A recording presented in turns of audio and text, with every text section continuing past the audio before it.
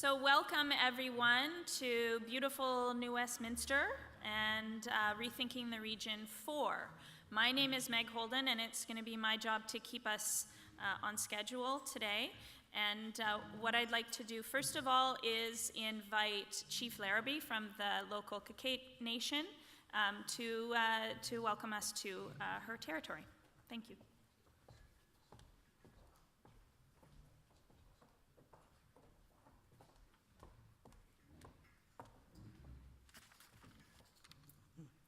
Hosiem, Hosiem. My name is Rhonda Larrabee, and I'm Chief of the Kakate First Nation.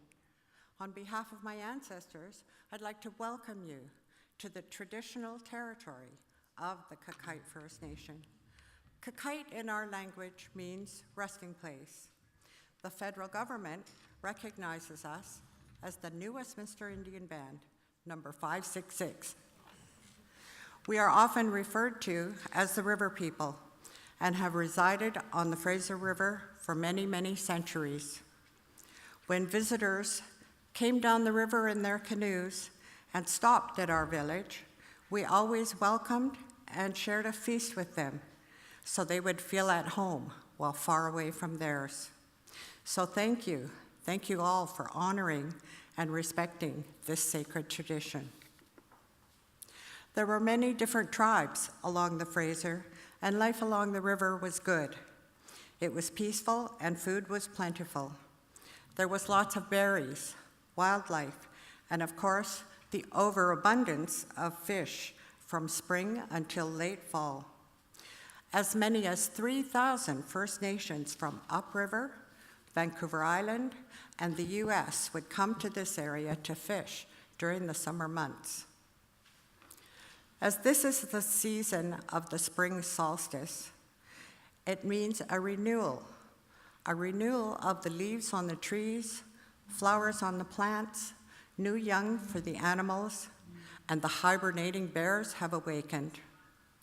Today, there will be presentations of new ideas, reflections on the past, and decisions about the future. I ask the Creator for you to have a clear and open mind, to listen, to have a good heart, and for wise words to be spoken all day today.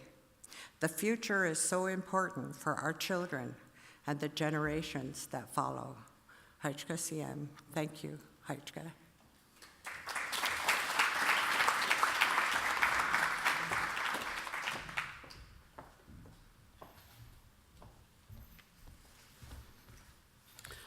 Thank you very much, Chief Larrabee, for that very generous welcome.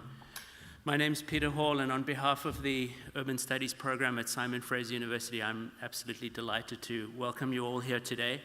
This is the fourth in our Rethinking the Region series. The first two workshops that we held were in Surrey. They focused on substantive issues, transportation, economy. Last year we met in Vancouver. We talked about affordable housing.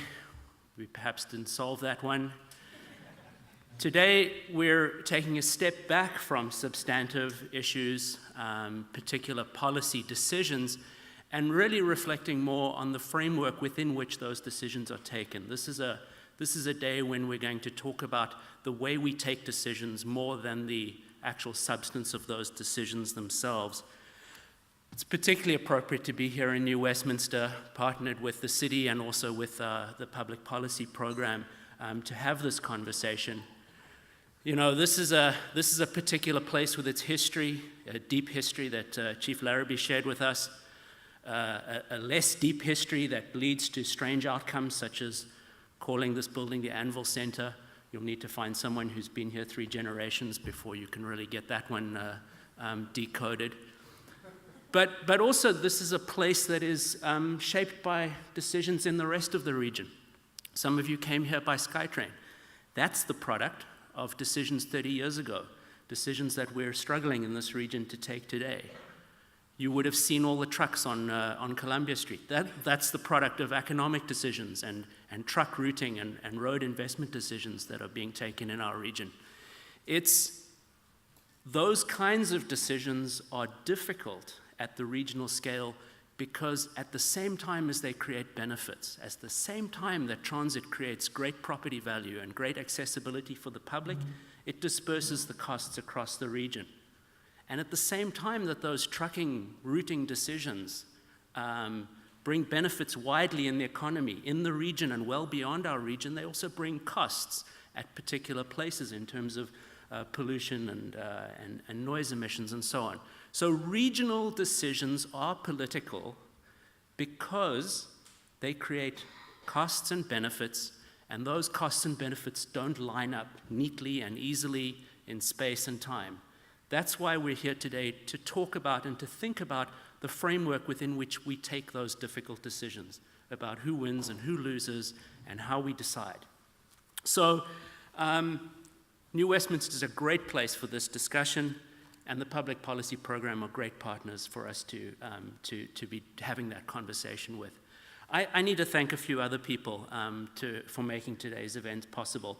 Firstly, the Real Estate Foundation of British Columbia and the Fraser Real Estate Board, through an endowment, the Urban Sustainable Development Endowment. They make this event possible. They made the previous events possible. They allow us to do some really creative things in our program, take students to visit Cascadian neighbors once a year, to fund our fall speaker series and other kinds of events. So thank you to them for their generous funding that really makes this possible. Thank you also to today's funding partners, the City of New Westminster, our colleagues in the Public Policy Program, the Transit Center from New York. I also want to recognize many dignitaries and elected officials in the audience today. Mayor Fassbender, who will be joining, Minister Fassbender, who will be visiting us later. However, former Mayor Fassbender. Kennedy Stewart from the federal government as the Member of Parliament for Burnaby South. Mayor Jonathan Cote, Mayor Jack Froese, and Chief Bryce Williams of the Tsawwassen First Nation. These elected officials are joined by councillors from New Westminster, from Richmond, from Coquitlam, perhaps from other places as well. It's wonderful to see you here. And then also particularly from Vancouver, Councillor Raymond Louis will be joining us, and he's also the president of the Federation of Canadian Municipalities. It's a great pleasure to have all of these elected officials here. They're supported by staff, by employees, by workers in various regional agencies. We have representatives of Metro Vancouver, of TransLink, of boards of trade, of labor unions. And then, of course, we have many staff of these organizations, students, and citizens. Welcome, everyone. Thank you so much for being here. Finally, I'd just like to say that this kind of engagement, this kind of conversation that we're having today, it's a day of sharing, it's a day of learning, but it's also a day of disagreeing, and that's absolutely okay, because these are political decisions. These are matters that we can and should be willing to disagree on. None of this would have been possible without the great work of my two colleagues. So thank you very much to Meg Holden of the Urban Studies Program and to Josh Gordon of the Public Policy Program for putting together such a rich program today. And thank you also to all the students who've worked with you to pull together the information package that you have and to put on the show. Thanks everyone for being here. I look forward to a great day of discussion.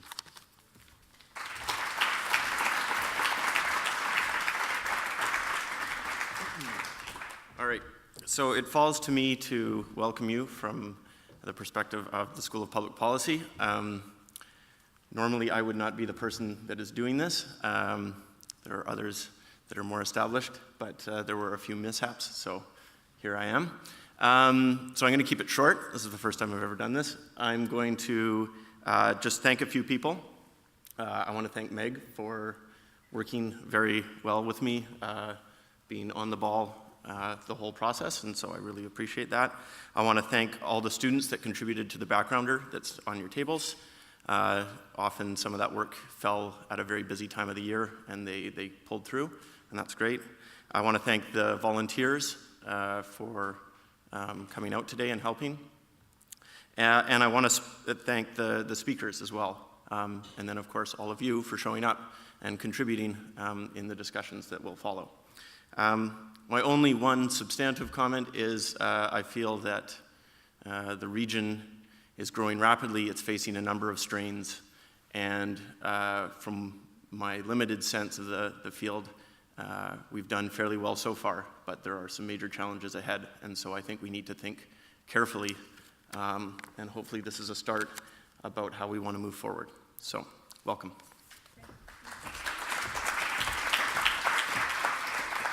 Okay, so let's get started. I just wanted to let you know how the day is going to run a little bit, because it really, the nature of our day depends a lot on how all of us assembled here are going to engage together.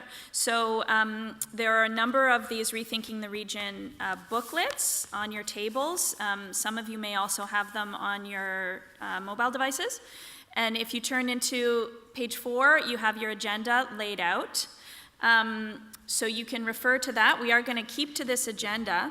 And I'll just briefly tell you about the agenda, that we've designed it to kind of front load the listening, so that we're going to spend some time initially hearing about the foundation of some of our regional institutions and the vision that went into creating them, and what was the thinking that went into those institutions with our first panel. We're also going to hear this morning from the minister responsible for community, sport, and cultural development. And I hope the question that he'll address is whether the regional district model still serves Metro Vancouver as a sort of one-size-fits-all regional district model for the province that was created 50 years ago. And we are also, before lunch, going to hear from Zach Taylor, who's we'll introduce more thoroughly in a while, but who is an expert in Canadian regionalism more broadly. And he will also be joined by David Bragdon, and again, more fulsome introductions are forthcoming, but who also has a deep background in the operation of the Portland regional governance system, which is often considered to be the sort of gold standard in North America. So we have all of the best ideas that we know about coming to sort of enrich our conversation. And then in the afternoon, we're going to spend more time really negotiating and arguing and hopefully coming up with some new gems of ideas with our 2 afternoon panels, looking at how the regional governance system does and doesn't work from a local leader's perspective, and then talking with you, facilitated by students, and then finishing up with where do we go from here? What can we really do from this starting point? So I'm going to invite the first panel to come up and get established, and maybe while they do that, yeah, thanks very much. While they do that, I'll just mention also that we are being filmed today by New West TV, public television station. So that's something to keep in mind. And we are also being live streamed on the Urban Studies website.